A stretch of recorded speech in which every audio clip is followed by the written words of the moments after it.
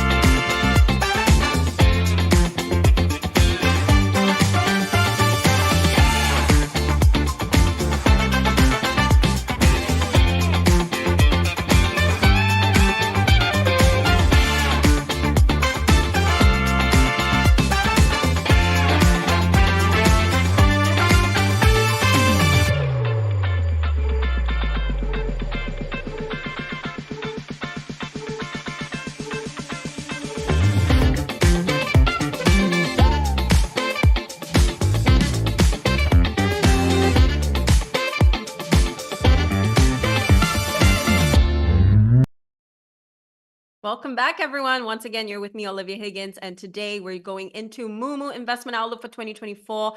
For those of you who are new to this series, you can watch the replay of the past few shows that we had, and this is the final show for day 2 of the series as we lead up to Moo Fest this year. Now, welcome, everyone, and remember that today, do not take anything as financial advice. Take this as a chance to network, to learn, and to grow your own knowledge base within the financial journey. All right. So everybody just network and chat within the spaces that you've joined us in. So that could be whether it's YouTube Singapore or in app. Welcome, everyone. And really a pleasure to have everyone here with us today. We've been getting a lot of energy and great questions in the last shows. So definitely for this last one, to round up the Friday, let's have more of these great questions and also really have that as a chance to connect, okay, with the experts that we have for you today. And of course, for those people who missed out on the quiz giveaways, or if you got the wrong answer in the past few times that you've tried,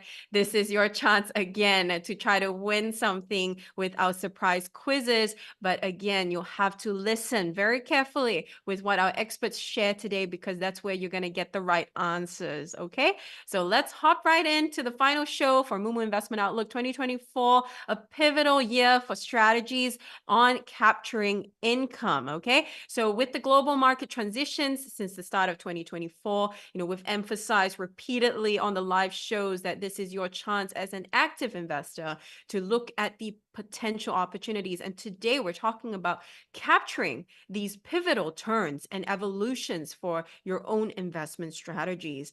Now, because this is just wrapping up all the other shows, I think this time you can use this as a chance for you to really learn more indicators, more strategies for yourselves, so that you can potentially leverage on the income strategies that we're about to learn today, so that you can navigate for yourselves on the changes on a global scale with the experts today. Okay, so for today, let us welcome onto the live show from PIMCO. We've got the account manager, Stuart Yong, and of course, chief market strategist from Moomoo Singapore, Isaac Lim. Hi, Stuart, and hi, Isaac. Welcome.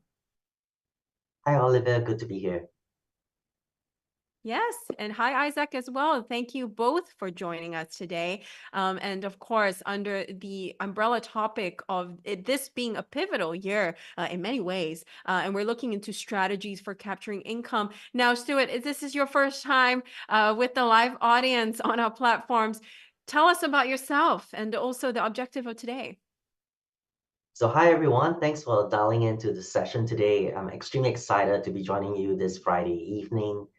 So my name is Stuart and I cover PIMCO's relationship with distributors across the board, Moomoo included. So I'm very happy to be here today to share a little bit about what we know of income, and I hope you find it helpful. Absolutely. And Isaac, Trader's Edge, right? Tell us about yourself for those people who are new to you on the live shows. So hi everyone, I'm happy to be here. I am currently the Chief Market Strategist at moomoo Singapore. What I like to do is really just to give a bit of nuggets, right? Financial literacy, talk a bit about market outlook. So you can follow Trader's Edge, right? And you definitely be able to read up more and find out more on the account that we have in there. Thank you. For sure. Thank you for that. And of course, I'll share a QR code at the end if you're interested to know more about Trader's Edge itself. Now, I do want to start off with our fireside chat. And of course, as always, I'm encouraging everyone in the chat box right now to type in your questions. I will be reviewing it throughout the 60 minutes. So do type away as fast as you can, and we'll pick the best ones for the second half of this. And of course, we're going to drop 3 quiz giveaways and questions for you. So you're going to have to stay till the end and listen very carefully to the points being shared. Let's start off with the first question. Now, Stuart, who is PIMCO? What is PIMCO's specialty within this space, and what is its flagship strategy in this space? And we're talking particularly for income. Now, thank you, Olivia. And yes, we're on page 4. PIMCO is one of the world's largest asset managers. And with that, we provide investment solutions to clients located around the world. And these clients include individual investors, companies, as well as sovereign wealth funds and universities, just to count a few. Currently, we're entrusted with assets under management of $1.89 trillion, again, making us one of the largest in the world.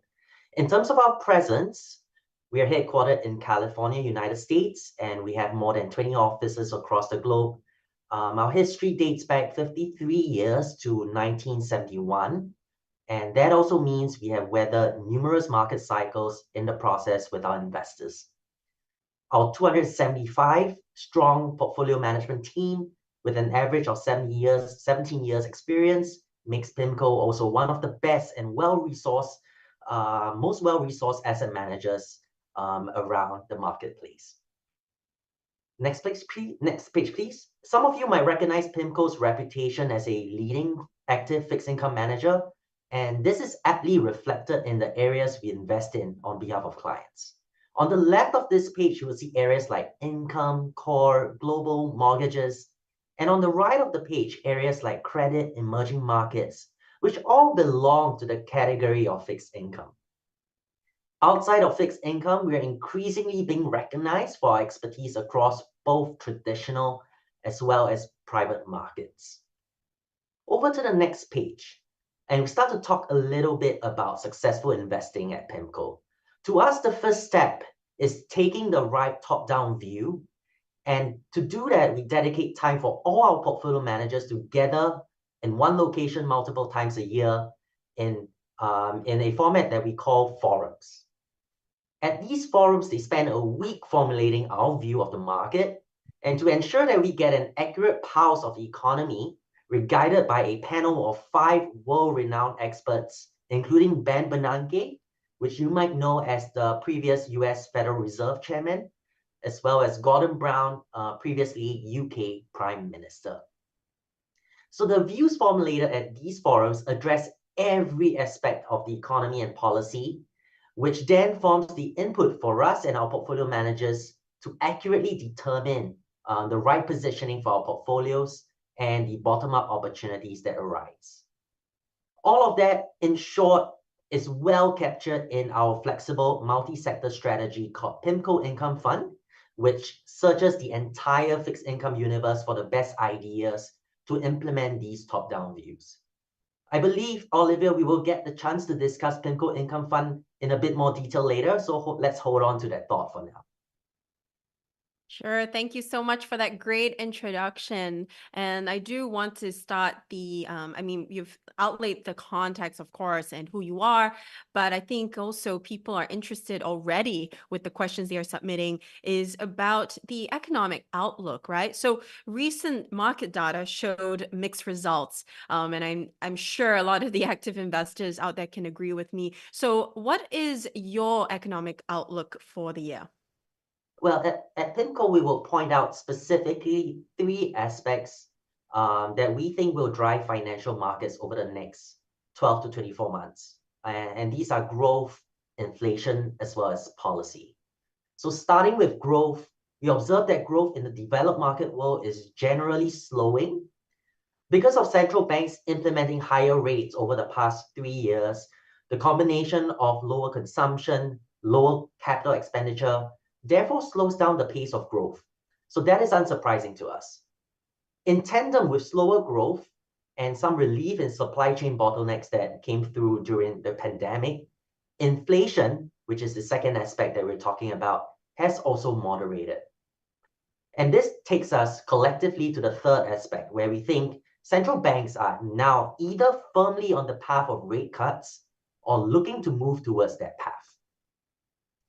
And if we go to the next page, what I would like to highlight, underneath these broader trends, is that we're seeing, in fact, some divergence.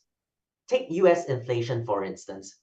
Yes, directionally, inflation is headed lower, but the caveat here is that we increasingly think the very last mile of inflation could turn out to be more challenging than markets expect. And we just prepare portfolios for the Fed delaying rate cuts from mid-year to year-end. And I think that's how we look at the inflation picture. Next Thank page, you for please. that. For various reasons, I think we can also spend a lot more time discussing the US is a less rate-sensitive economy as compared to others like Australia, Canada, and the UK that have seen higher rates pass through the economy more effectively. So as a result, in our view, the timing and pace of US rate cuts could be very different compared to Europe, for instance. Therefore, the takeaway here, I think, in summary, is to recognize the divergences and how that translates into opportunity, as well as look global to really take full advantage of these divergences.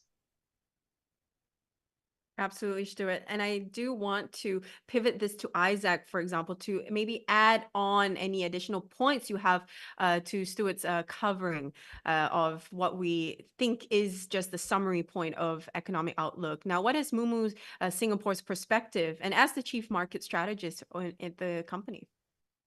Right. Thank you, Olivia, and thanks for that quick overview, Stuart. Right. So basically, I think in light of the current economic conditions and of course with rate cuts, not whether it will happen, but when it will happen.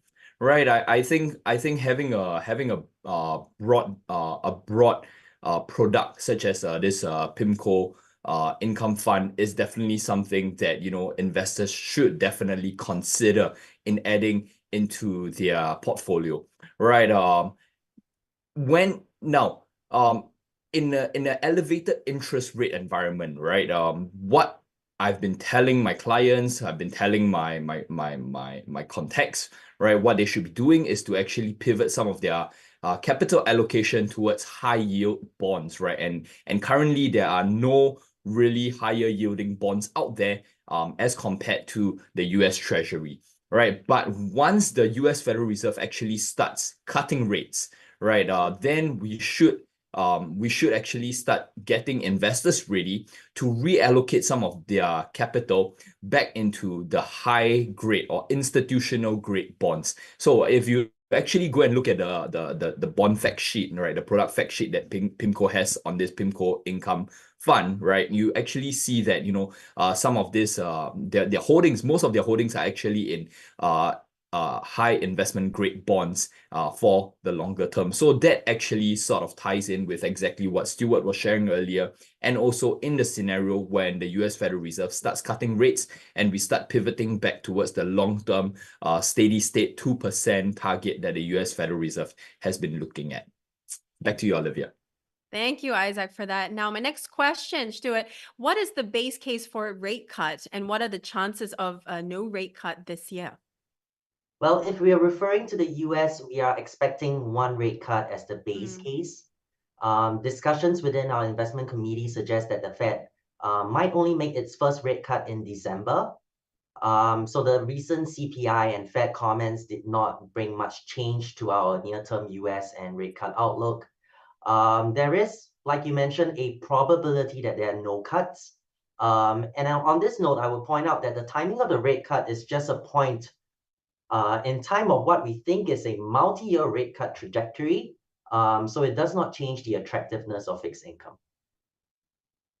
Thank you for that. Next, what are some of the key benefits then of investing in a globally diversified portfolio like PIMCO has on the GIS income fund in the current environment? So how does this then compare to cash deposits, for example? Right. I think we have a very favorable backdrop for fixed income investing given where yields are today.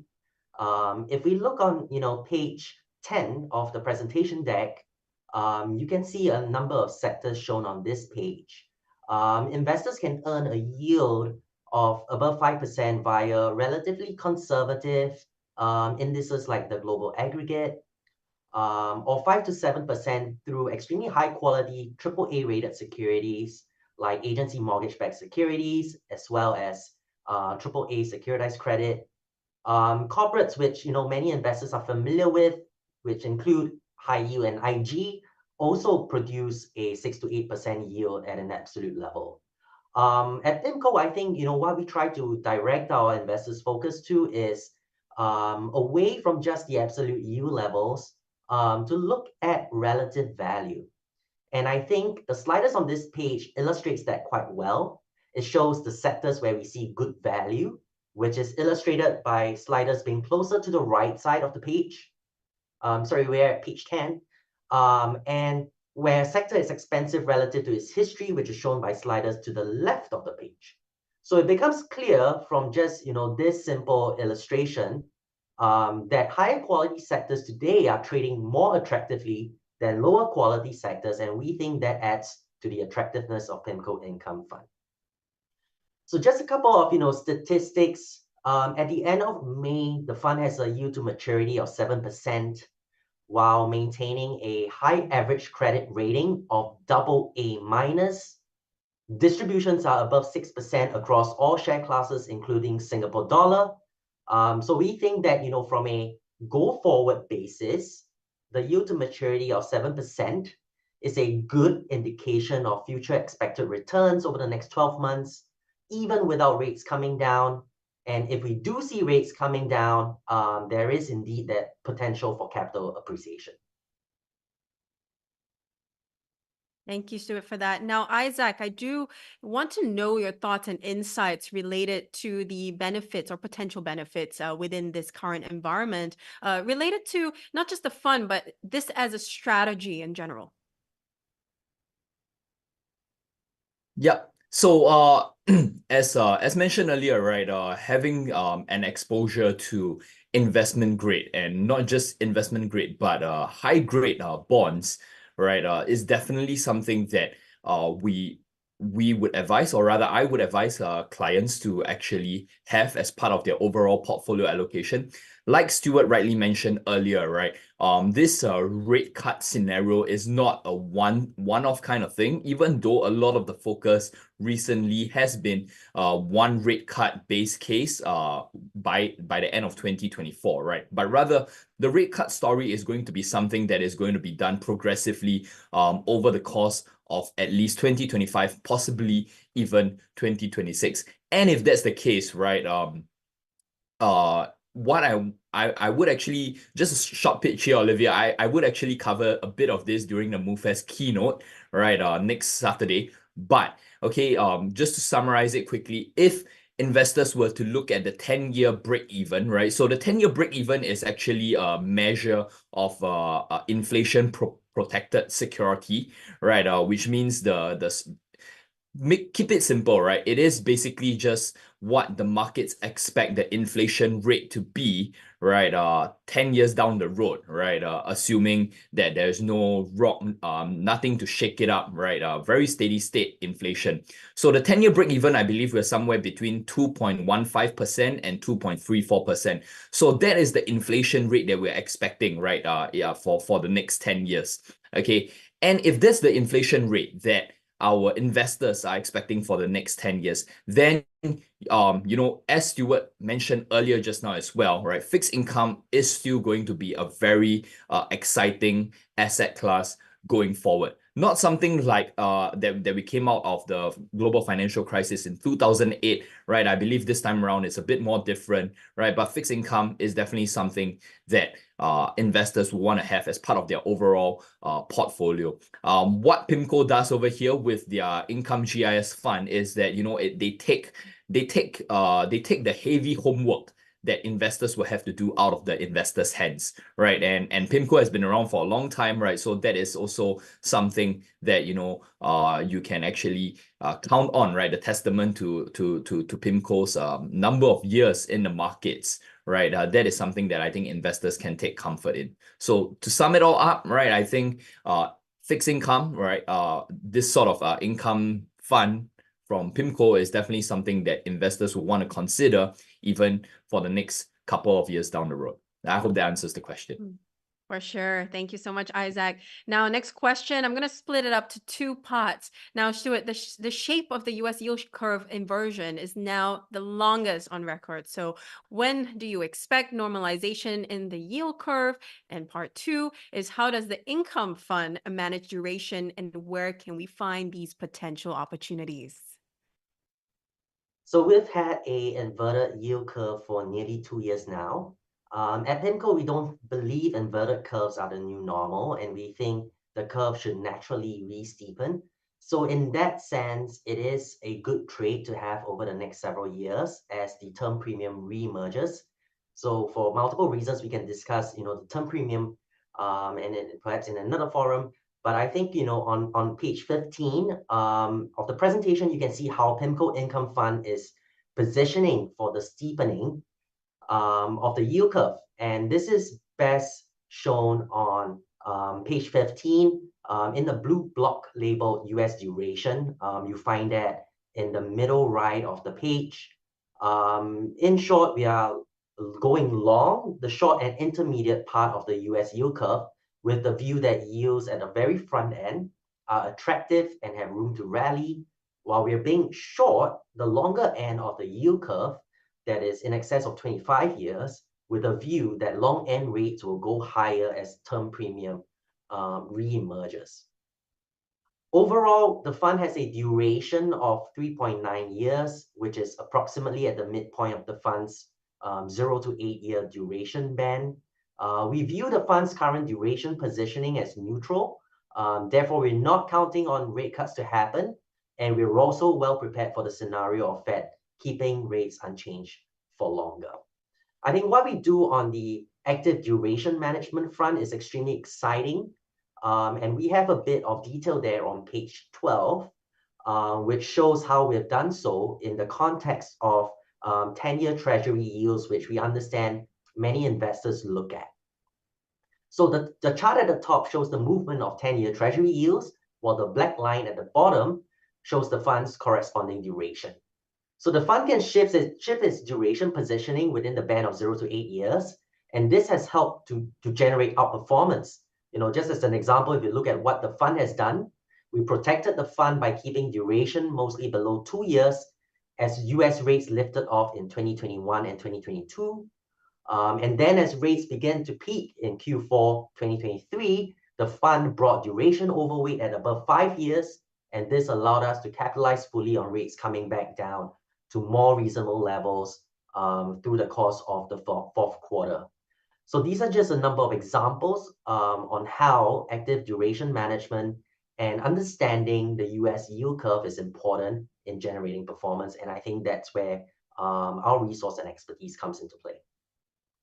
Thank you for that. Now, Isaac, I brought up a key point in the question, which is where they can find these opportunities, right? So, Isaac, from your perspective, and also just relating it back to the active investors tuning in app, what are the possible tools or indicators or strategies they can make use of, or at least think about for themselves?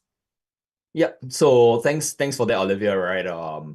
I think one thing that was touched on earlier that you brought up, the topic on inverted yield curve. I agree fully with Stuart that an inverted yield curve is not the new normal, though a lot of people will say that this may be a new normal, right? But I just want to draw back, right, some lessons from history, right? So if you guys know me, you guys know that I love looking at charts. Now, every time when the yield curve inverts, okay, the US yield curve inverts, right? You always hear in the media, right? Okay, alarm bells are ringing, recession is coming, we're going to see a market crash. However, that is not really the case. Now, the recession only comes, right? The crash or the pullback, the correction in the markets that we see only comes when the yield curve steepens and crosses back above the 0% line, right? So when they say that the yield curve is inverted, for those of our people in our community who are not very clear about the yield curve inversion and steepening, right? An inverted yield curve basically means that the yield curve spreads are now below zero. So you're in negative territory, right? But when the yield curve steepens and crosses back above zero in positive territory, that is normally when we start seeing the real alarm bells ringing, right? So for me, as long as the yield curve stays inverted, I'm not really bothered by it, right? Only when it starts steepening and crosses back up above zero, right, then I would be a bit more concerned. But as Stuart rightly pointed out, right, there is no better time to be positioned in fixed income now, right? You want to get in ahead, and I think having this sort of a well-diversified portfolio, well-balanced portfolio is something that investors will consider. So from looking at a market's perspective, the yield curve is one to always watch at the back of the head, at the back of our investors' mind. But going forward, right, I think inflation, whether inflation is going to grow faster or whether inflation is going to grow slower, my sense is that inflation is definitely going to be higher at this point, at least over the next couple of years, right? So having a fixed income exposure is definitely something that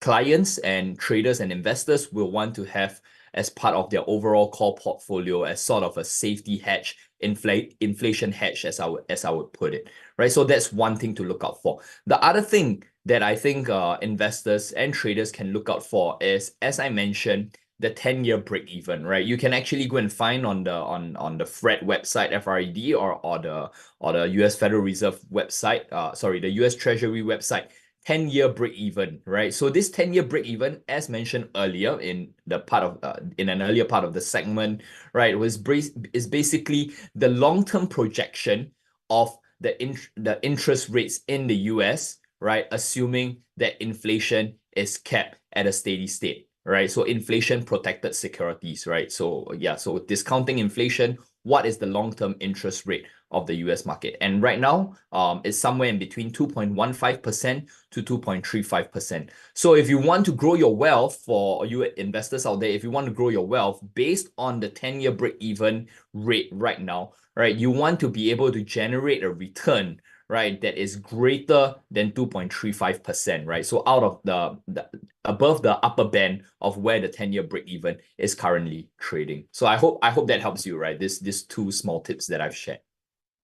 Thank you for the tips, and also adding on to Stuart's previous point and sharing your insights as well. Next question. Different countries are pursuing different policy paths in 2024. Now, the ECB cut rates while the BOJ hiked rates for the first time in 17 years. Now, what are then the possible investment implications, and how has the PIMCO and GIS Income Fund reacted to such changes?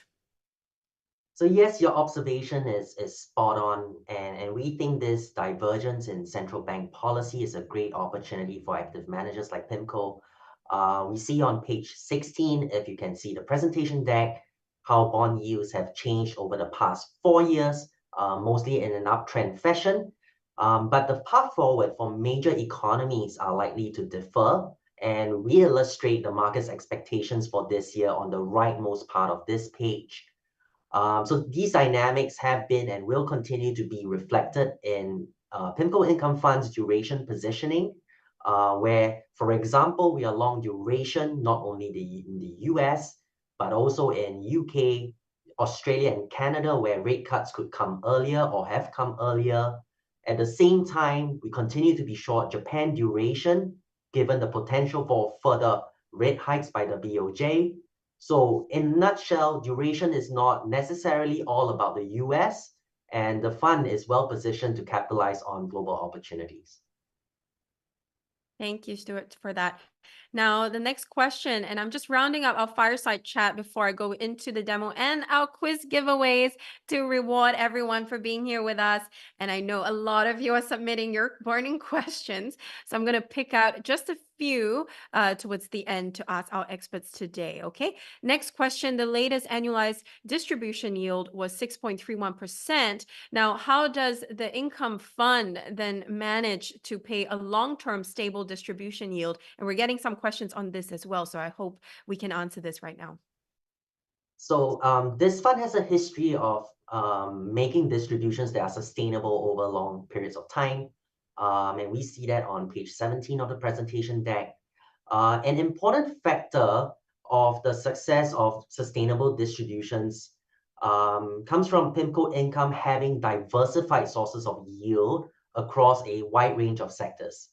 In other words, we're not being reliant on just one or a few sectors for yield, and in the scenario where these sectors start to see lower yields, that then could compromise the portfolio. So we're extremely cognizant of that. So we think the current level of slightly above 6% is sustainable given two reasons. One, the fund generates an underlying yield to maturity of about 7% right now, giving us ample headroom. And secondly, given our view of the world right now, that rates, while trending downwards, could still stay elevated. That gives us, confidence that this 6% handle is something sustainable for the next couple of quarters. Isaac, do you have any last pointers to add to Stuart's points? Nope, I think the sharing by Stuart has been very succinct and very helpful. So I hope my points have been as well.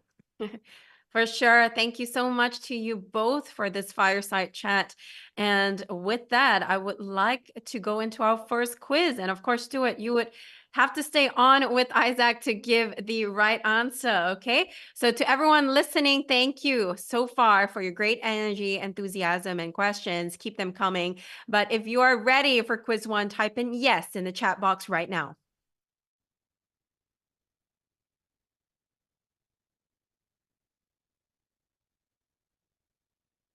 Yes, they're all ready. Perfect.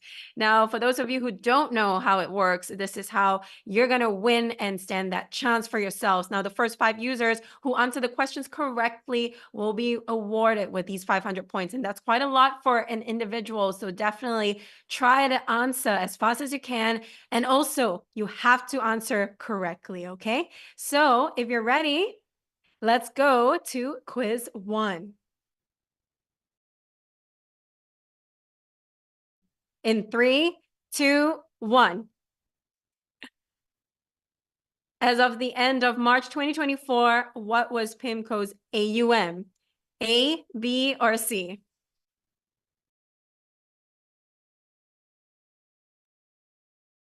Well, Olivia, this is a real test of memory because this was mentioned right at the beginning of the presentation. Absolutely. That's why I gave you all a prompt to pay attention. So we're getting a mix of answers, Stuart. So let's see what the right answer is. I'm going to give you guys 5 more seconds.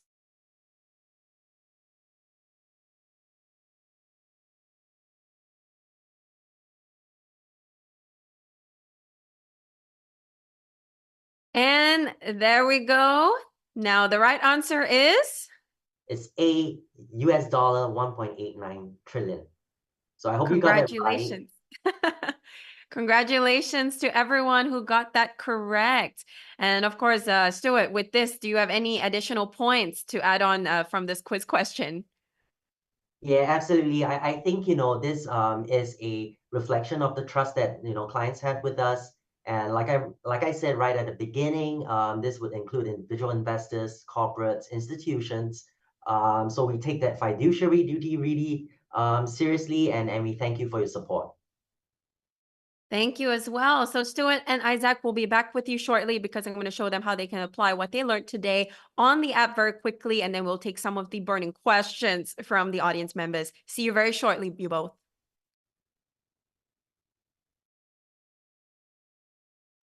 So those who have your app open, do follow through with me as I take you through the journey and pathway of the app on how you can subscribe to this particular fund, but at the same time to just learn for yourselves how you can apply such knowledge, okay? So if you have your app with you, you just go to the Discover page and you click on Wealth.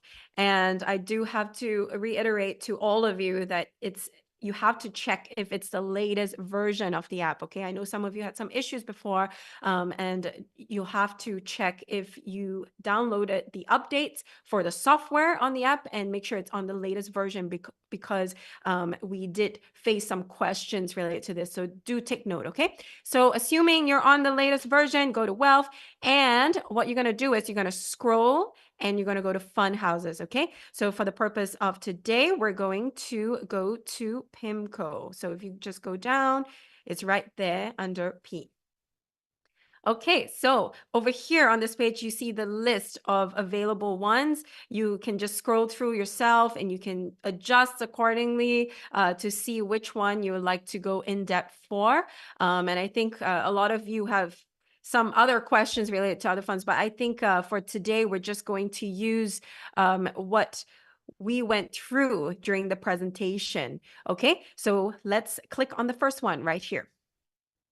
Okay, performance, you can see the trend charts, you can customize it for yourselves, adjust it accordingly, historical returns, NAV, everything is available for you to really decide for yourselves what you like to prioritize, okay? If you scroll down, you can see the exact position details. Click on the arrow if you want to go into further detail, okay? Very comprehensive. But what I really love is the comments and news sections for sure, because this is where you can see the power of the community. And of course, like Stuart mentioned, right, the trust and also just that strong community related to investing, whether it's this particular fund or if it's anything related to the topic of this fund, okay? So any mentions, you can definitely see through here. It's updated in real time, and you can make a post for yourself as well and comment and network with other people who are like-minded and also subscribing to this particular fund. Go to news and you can see anything related to this. So this is also based on the trending or related topics within the market. Also, all updated, and you can see the key terms that stick out for you and see which one you would like to go through. So this is just an entire ecosystem that you can assess for yourselves whether or not you'd like to subscribe, okay? So you can see announcements or ratings. Of course, there's nothing there yet, but if there is, it will be updated accordingly. Go to analysis, and you can see the portfolio details and of course the AUM question before, and of course you can look into further details when you click on the arrows.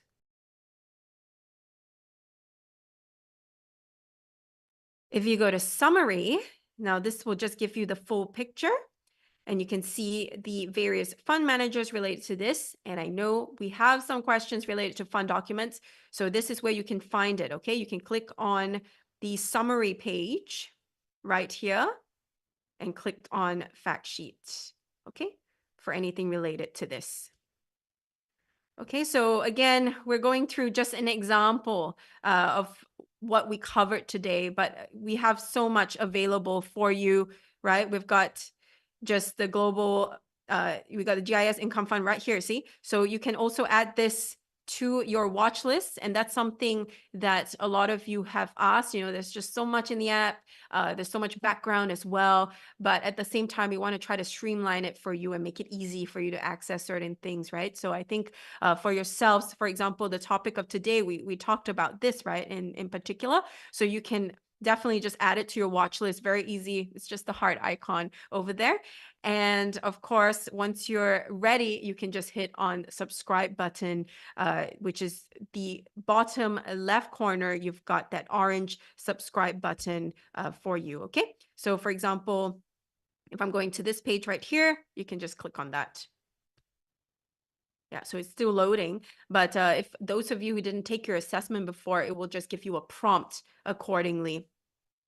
Yes, and of course, if you want to go to the replay of this particular show, you can just hit Moo and click on live. And I know some of you had questions about the previous shows as well. We've got today's show right here and the others available for your viewing. Okay. And that's all we have for that quick tutorial. Now let's invite our guests back on the floor, Stuart and Isaac. Welcome back. We're going to take some questions for the audience, but because it's a surprise giveaway, I do want to do the quiz 2 right now. So for those of you who are ready, type in yes, as always, so that I know that you're ready for quiz 2.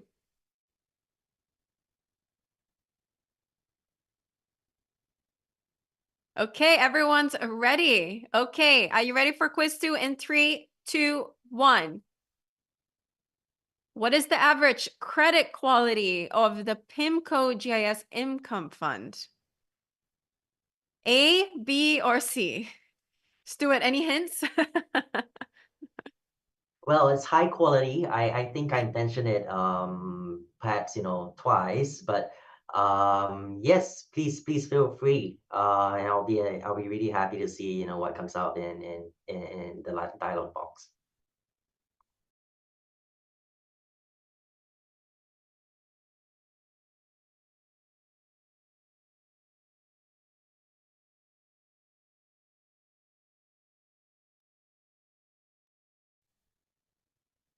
Okay, I see everybody typing in a mix of answers. I do see some correct ones. Yes, If that helps. Yes, that's a hint for sure. 5 more seconds for everybody.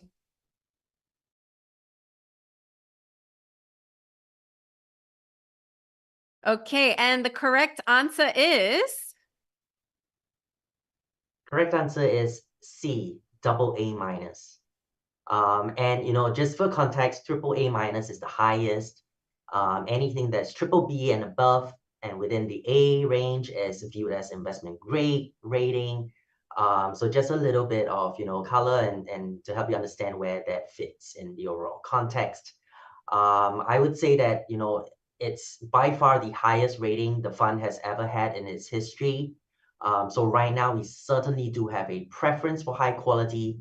I mentioned closer to the beginning of the presentation that higher quality sectors, some of them are trading more attractively than even the higher, or rather the higher yielding segments of the market. So over there, we're getting a fairly good risk-adjusted return, which is why you see us focusing in that area. Congratulations to those who got the right answer. And thank you so much, Stuart, as well, for really explaining to everybody on the differences and where PIMCO stands. Thank you, everyone, for participating. Do not be sad. I know I see a lot of crying emojis in the chat. Do not be sad if you didn't get it right. We've got a final one towards the end of the live show, but you've got to stay till the end, okay? All right, we're going to take some questions from the audience. Now, the first question, I'm going to go with this particular user who asked about the income fund. So they said, I noticed the region focuses of the PIMCO GIS Income Fund is mainly US with UK as a distant second. Now, I would like to know, is the fund invested in also British government bonds? Are you able to give some insights on this space? And also anything regarding investors anticipating a fall in interest rates? No, thanks for the question. And I think that is a good extension of what we've discussed earlier. So on your question on the US emphasis within the fund, I would say that, traditionally this strategy has been a little bit more US centric, but right now we're seeing the opportunities outside of the US. So that should be a theme to watch out for in the next couple of quarters. So you're right, we do like UK duration at the moment, simply with the view that UK rates could come down a little bit quicker as the economy is tackling inflation quite well. Rates are high. It's restraining consumption. So right now we think that the Bank of England is in a relatively good position to really go on a path of rate cuts there. And in terms of how we're looking to implement that position, it could be with a variety of instruments. As you mentioned, UK government bonds would be one way to do so. There is a very deep and liquid derivative market out there as well, where we can take on futures positions or swap positions. So I think it really boils down to where we see the best value and efficiency in executing that view. And I think you will see a lot more commentary come through over the course of the rest of the year regarding our non-US positions. Thank you, Stuart, for that. Now, the next question, I would like to direct this to Isaac. So someone would like to know regarding REITs, right, as a strategy to generate income during this period. Now, what do you think about this with REITs at one of their lows during this period, but the Federal Reserve rate still projected to remain higher than pre-COVID levels even after the cuts? Does this mean that REITs will not soar as high as pre-COVID levels? What is your outlook on this? Very good question. Right. Might be a trap. But yes, definitely. I think let me start with the approach first, right? When investors are investing or buying into securities like REITs, right? There are really two ways to see growth, right? One is capital appreciation, another one is through dividend. Now, of course, having raised rates so quickly, right? The US Federal Reserve having raised rates so quickly, that has definitely hit the REIT sector over here in Singapore quite strongly as well. And as rightly pointed out by the user, as long as interest rates continue to remain elevated, and like what Stuart said earlier about interest rates coming down, but not totally back down all the way like it was before, down but still elevated, right? It is a bit tough to see the REIT sector go back to pre-COVID levels, and in effect, right, it's tough to see the REIT sector give any sort of capital appreciation in terms of investment and returns. Now, but on the bright side of things, right, as long as the REITs holdings are good, right, dividend is still going to be consistent, right? And I think that is having a paradigm shift, right? Having a change in perspective will actually be quite good for the investor, right? So the idea is that you are holding REITs, right? Not for capital appreciation, but for that constant stream of income through dividends. Right, so that for me is really the plus point, right? Even if the US Federal Reserve is going to cut rates, right? Having that strong dividend payout, that regular dividend payout, is definitely a plus point. And for all you know, okay, we don't know what's going to happen in the next 6 months, right? Now that we're in the middle of the year with the US presidential elections, they just had the first debate. President Biden and previous President Trump, they just had a debate earlier this morning, Singapore time, right? So it's very interesting. Doesn't matter how it turns out, right? If there's greater volatility in the markets, you want to have at least a bit more of your holdings on the Sing dollar, because MAS has been very committed to defending the value of the Sing dollar through all the market shocks through in the past, right? And as long as you're getting a dividend payout, right, that is sort of an inflation hedge, that is sort of a market shock kind of hedge play as well. So I hope that answers your question on REITs. Mm-hmm. Absolutely. And you actually answered the second question about the currency risks, right, related to USD versus SGD in the next 1 or 2 years as a time horizon. Now, if do you have any additional thoughts on this before I move on to the next question, or even Stuart? None from me. Got it. So the next question then is related to the income fund. So what are some potential challenges you can share on managing the PIMCO GIS income fund, and how did you overcome them? I think what they're talking about is also a potential safety net to kind of navigate such uncertainty or volatility as mentioned by Isaac. Yeah, so I think, the first thing that I would point out is being diversified and being flexible is absolutely one of the key advantages of a strategy like PIMCO Income Fund. So PIMCO Income Fund does not look at a single sector or segment of the market. It searches for income across the entire universe for what we think are the best ideas. So these could be higher quality assets, which we clearly like today, but we can also selectively take up position via higher yielding assets, which is where our portfolio managers selectively really adds value. So I think with the objective in mind, the strategy is designed to generate income, while at the same time having an eye for capital preservation. And I think that flexibility to really avoid some of the risk markets, that's extremely important. Thank you for that. Now, next question is related to, I guess you could take this as an extended question because there are so many questions about the interest rates and also the rate cuts. So assuming as a hypothetical, if there isn't a rate cut and then they just maintain it at the current level, or if there is an unexpected scenario here, how could that potentially affect the fund itself? So I think the fund is prepared for a range of economic outcomes. So like I mentioned earlier, we're not counting on a rate cut, be it in terms of timing or in terms of pace. We're thinking more along the lines of directionally.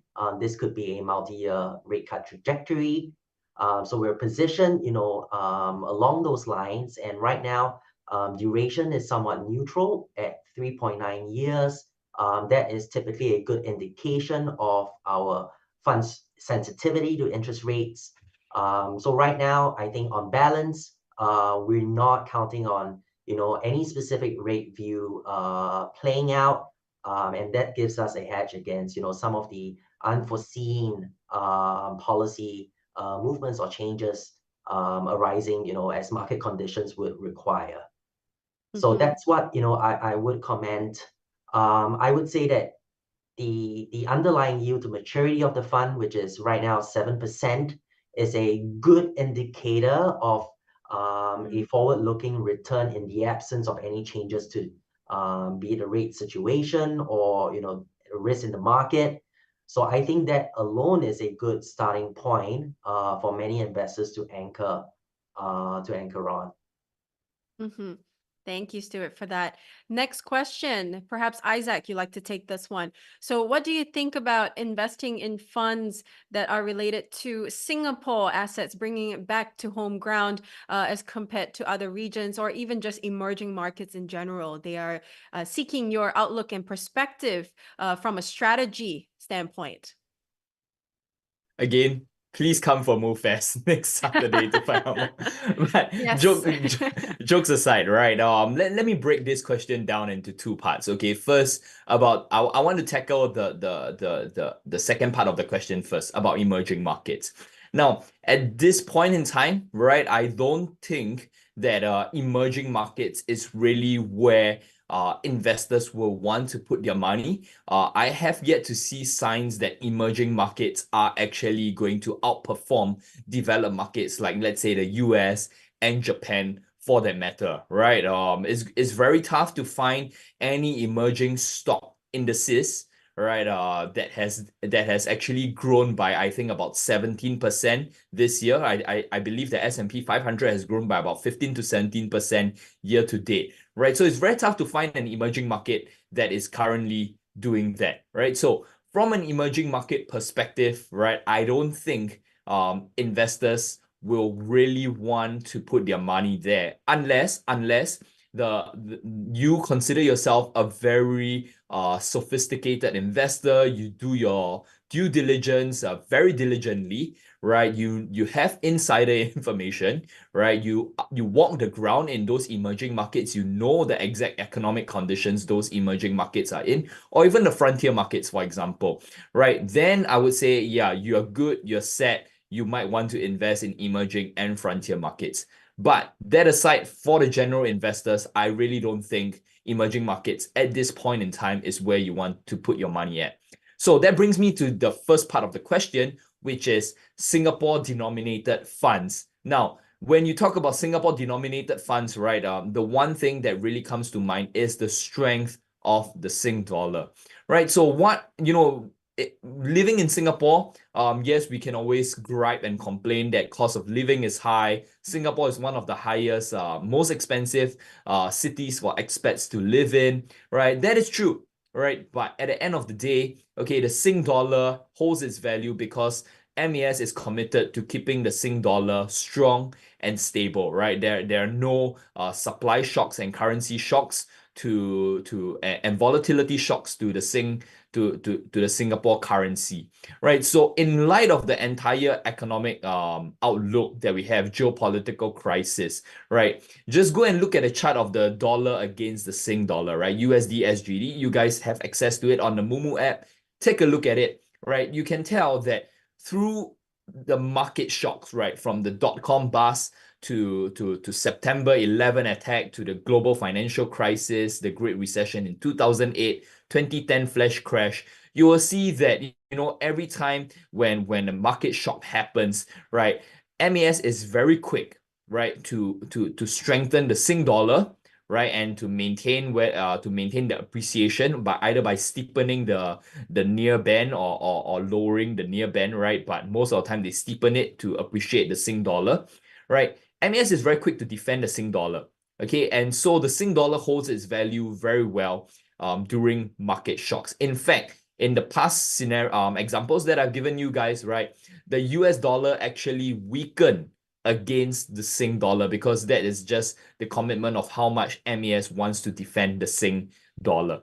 So if you were to hold, from an investor's point of view, if you were to hold a fund denominated in Sing dollar, right, from a currency risk exposure perspective, you can rest assured that you are actually sort of mitigating the risk. But having said that, you will also have to do your own due diligence then to see what are the holdings of the funds, right? Doesn't make sense if you buy into a Sing dollar denominated fund and then the fund is investing in the emerging markets, right? Then that's sort of that is sort of counterproductive, right? It sort of defeats the purpose, right? So those are just some of the pitfalls and things that you really want to look out for as an investor.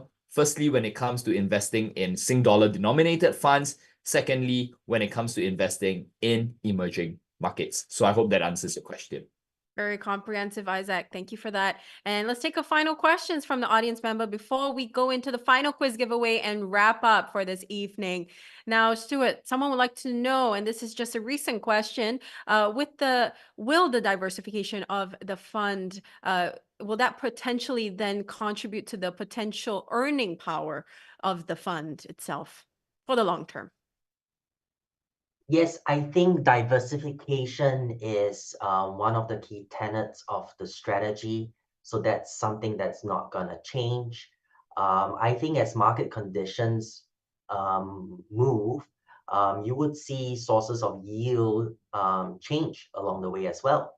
So those that are delivering the high absolute yields that you see today could very well be scarce of yield much later down the road.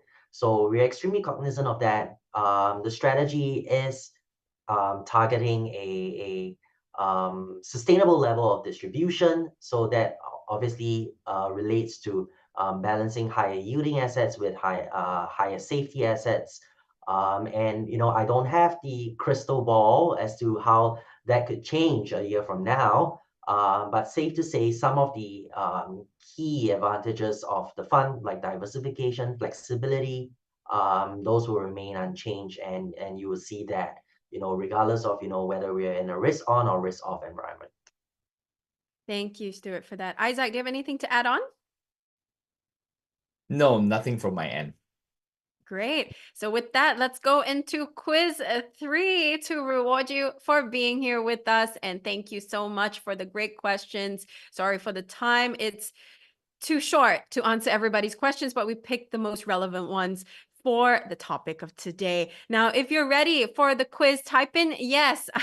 I asked everybody to give me their favorite Moomoo sticker, and I didn't even know some of those stickers existed. They're very, very cute. Thank you so much for that energy. Okay, everybody's ready. Many, many yeses in the chat box. Great stuff. Okay, in 3, 2, 1, the question is, what are the benefits of investing in the PIMCO GIS Income Fund compared to cash deposits? We covered this about midway throughout our fireside chat, so I really hope that you were paying attention. What is the correct answer?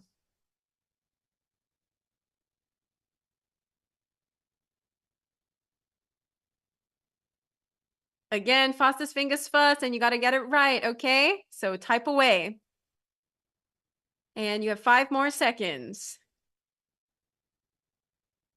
A lot of crying emojis in the chat box. There seems to be a consensus as well. Yes, there seems to be this time. So we're headed towards a good direction. Now, Stuart, what is the right answer?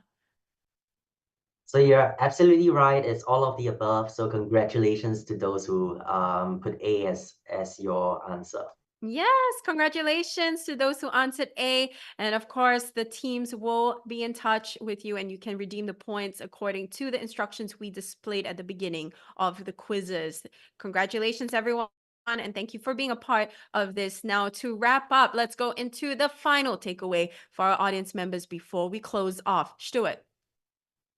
No, thank you so much for listening in today. I will conclude with just very quickly 3 takeaways. For investors seeking a reliable stream of income, PIMCO Income Fund is designed just to do that. The fund distributes above 6%. The underlying portfolio yields 7% while focusing on the high quality segments of the fixed income universe. More importantly, the strategy is positioned to be all-weather and can be a great source of return in a multi-year rate cutting cycle. So that's all from me, and I'm very glad to be here. Thank you for inviting us. Thank you so much, Stuart. Now, Isaac, let's end off with you. Right, so thanks once again, everyone. Thanks, Olivia, for hosting Stuart and myself. Right, I think my biggest takeaway will be, the Sing dollar going forward will be a good hedge against either a market shock, right? If we see increased geopolitical tensions going forward, or at the same time, if there's going to be any inflation risk, right? The Sing dollar will act as a good hedge. That's the key takeaway that I have. The second one that I would like to add on is that when the US Federal Reserve starts cutting rates, right? One key thing for investors out there is to start looking for investment grade bonds, right? To allocate your bond portfolio towards, right? So those are the 2 things, the 2 takeaways that I have. Thank you. And that was account manager from PIMCO, Stuart Yong, everyone, and chief market strategist from Moomoo Singapore, Isaac Lim. Thank you so much, gentlemen, for joining us today. And of course, everyone listening in, you can see them in person at MooFest, and I'll be there myself hosting the panels on stage and hosting you in person. And I cannot wait to meet everyone in 3D form at the event because it's going to be a huge affair. Thank you so much, Stuart and Isaac, for joining us today. See you at MooFest. And to those listening in, or if you joined us halfway, here is the QR code for you to scan. Or if you're on the page itself, it's hosted by a MooRich, a community section of our app. Okay, so definitely give it a follow if you want to be in the know of any MooFest details or also any event descriptions or topics related to funds. So definitely give them a follow because the team works very hard to put these shows together and it's all just for you. Okay, so give it a follow right now. And next up, if you'd like to follow myself, I'm always looking out for the content that you want to know about. Okay, so just type away, leave a comment on the shows, or if you want to know about the latest upcoming shows, I always post it on my own personal page, official Moomoo account. And also, this is your chance as well to write in and to provide any potential topics or concerns that you would like to explore in the upcoming shows. And I'll definitely use that as part of my research so that we can keep crafting content just for you. Okay. And on the right hand, if you can see the orange icon, that's where you can scan for our social media pages. There's so much action happening within the social media pages. So if you want to keep educating yourselves with financial literacy, definitely follow or join the Telegram pages, TikTok, Instagram, YouTube, Twitter, Facebook, and also LinkedIn on the side. So definitely check out for yourselves for this link. And next up, we mentioned this QR code at the beginning with Isaac. So follow Trader's Edge for daily insights and also weekly shows related to more in-depth knowledge. So definitely give it a follow and also leave some more comments, even at the replays of the shows if you want to know more about upcoming content for the upcoming weeks. And of course, Move Fest to end off the final show of day 2. This is where we will meet you in person. You get to talk to the teams as well, interactive games, prizes, and just a full day of events for you. I think more importantly, it's also where you can learn in person and also gain in-depth investment insights from the experts that we put together for you. So definitely check it out right now because this year's theme is quite important, thinking forward and mastering the future. So check it out for yourselves, and I cannot wait to see everybody there. Once again, a pleasure to have everyone join us in the past few shows these 2 days, and congratulations again to the winners. We'll see you at Move Fest. And once again, thank you for joining us and for your great energy. I'll see you for the next show. Once again, you're with me, Olivia Higgins.